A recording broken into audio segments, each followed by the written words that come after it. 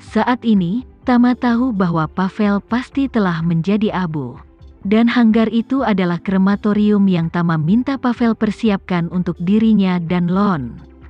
Jadi, dia mengambil ponselnya dan mengirim pesan ke Duncan. Yang berbunyi, ada api. Tunggu panggilan Ronaldinho. Ini adalah kode rahasia yang telah dia sepakati dengan negara asing sebelumnya. Setelah diberitahu tentang kebakaran tersebut, mereka diberitahu tentang kematian Pavel.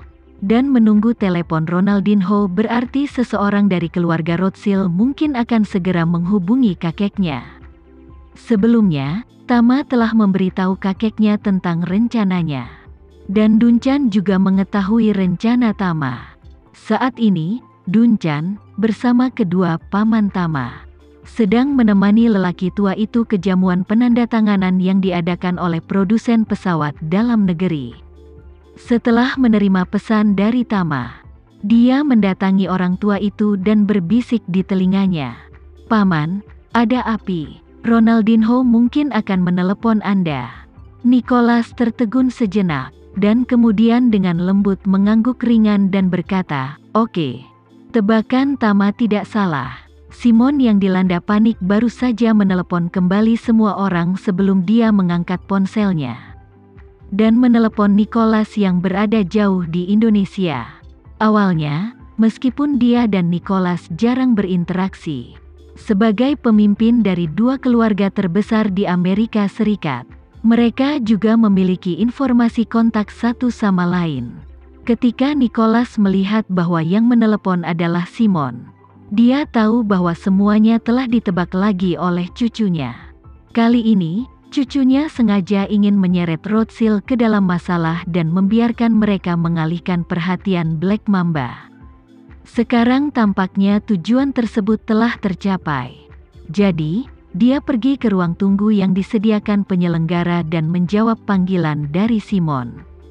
Begitu telepon masuk, Simon tidak bisa menyembunyikan kegugupannya dan bertanya, "Tuan Polan, apa kamu berada di Indonesia baru-baru ini?"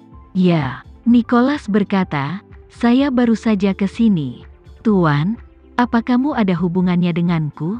Simon bertanya, "Tuan, apa Anda tahu tentang Black Mamba?" Nicholas mengakui secara terbuka, "Tentu saja saya tahu. Merekalah yang membunuh putri sulung dan menantu laki-laki saya saat itu. Keluarga saya di New York beberapa waktu lalu hampir musnah oleh mereka. Alasan mengapa saya datang ke Indonesia adalah karena saya takut pada mereka. Keluarga Polan tidak akan kembali ke Amerika untuk waktu yang lama di masa depan."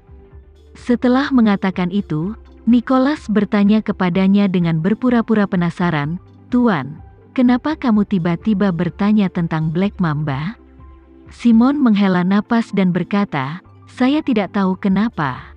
Tapi tiba-tiba saya terlibat dengan mereka."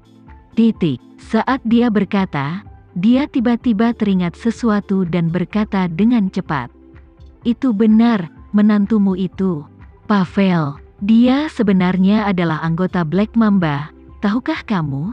Nicholas bersenandung, "Ya, menantu perempuan yang lebih muda juga anggota Black Mamba. Dan keduanya dilatih oleh Black Mamba sejak kecil. Apalagi lebih dari 10 atau 20 tahun yang lalu. Black Mamba mengadakan pelatihan khusus yang dibuat khusus untuk putra dan putri bungsu saya. Mereka sangat sulit untuk dilawan." Ketika Simon mendengar ini, dia sangat ketakutan hingga punggungnya menjadi dingin. Dan dia berseru, "Tuan, ketika anak-anakmu menikah, apa kamu tidak melakukan pemeriksaan latar belakang secara menyeluruh?" Nicholas berkata dengan santai, "Ya, tapi kuncinya adalah leluhur. Kami telah memeriksa dan tidak menemukan ada yang salah. Karena mereka memutuskan untuk mengirim agen yang menyamar ke sini, mereka secara alami dapat bertahan dalam penyelidikan. Kekuatan Black Mamba berada di luar imajinasi kita, dan akan sulit bagi kami untuk menghindari sasaran mereka."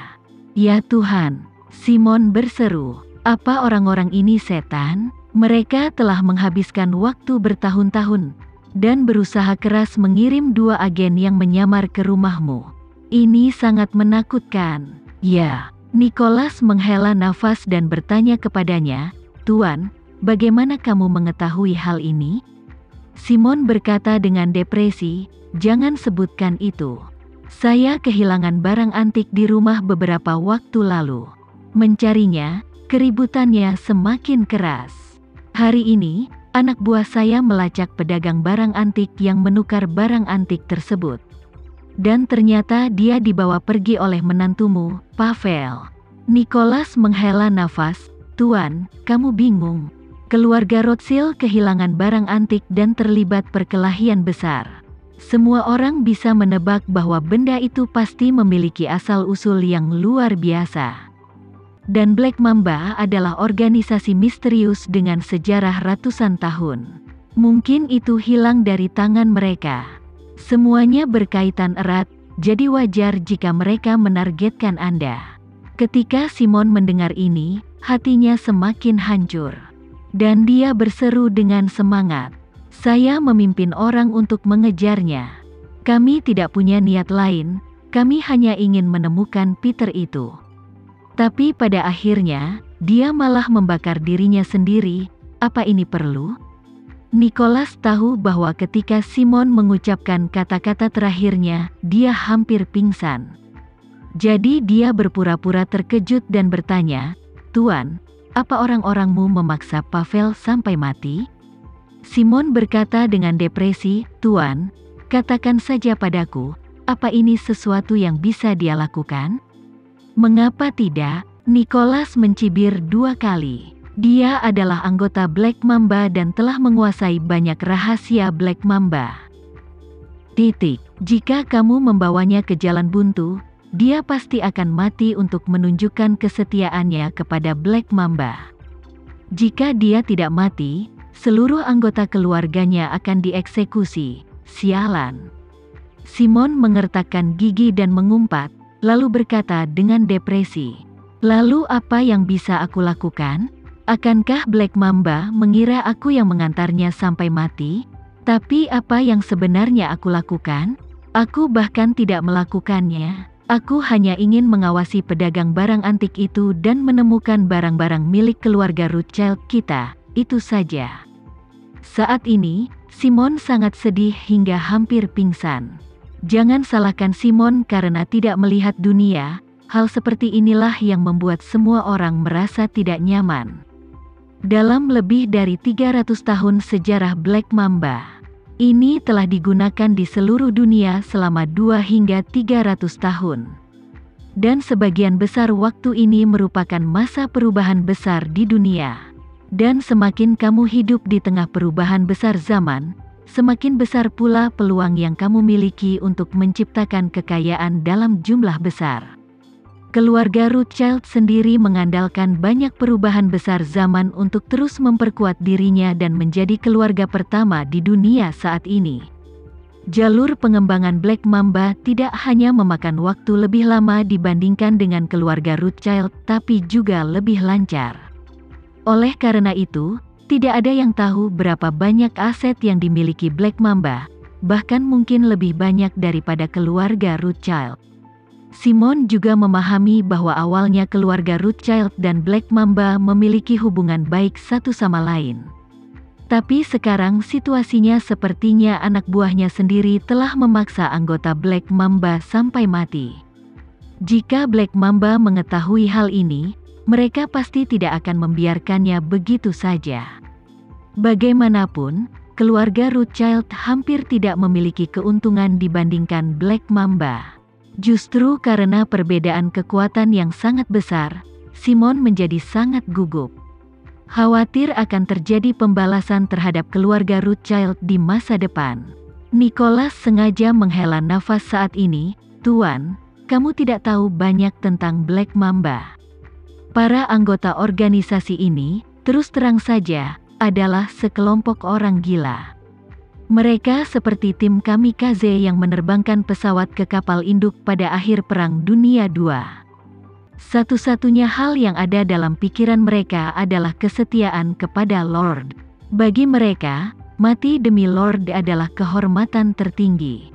Ini benar-benar di luar kemampuan otak orang normal. Saya tidak mampu menyinggung orang-orang jahat ini.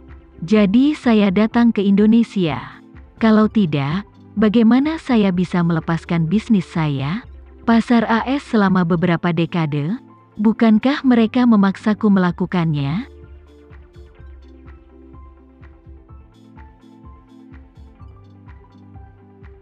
Sekian dulu ya video kali ini, kita lanjutkan lagi videonya di lain waktu. Oh iya, bagaimana menurut kalian? Semoga bisa sedikit menghibur kalian semua. Untuk teman-teman yang baru nonton, jangan lupa subscribe ya, hehehe. Dan kalau teman-teman ada yang ingin gabung langganan, bisa langsung gabung saja untuk dapat fitur yang menarik dan sedikit membantu Mimin. Terima kasih banyak sudah menonton, sampai jumpa lagi, bye bye bye.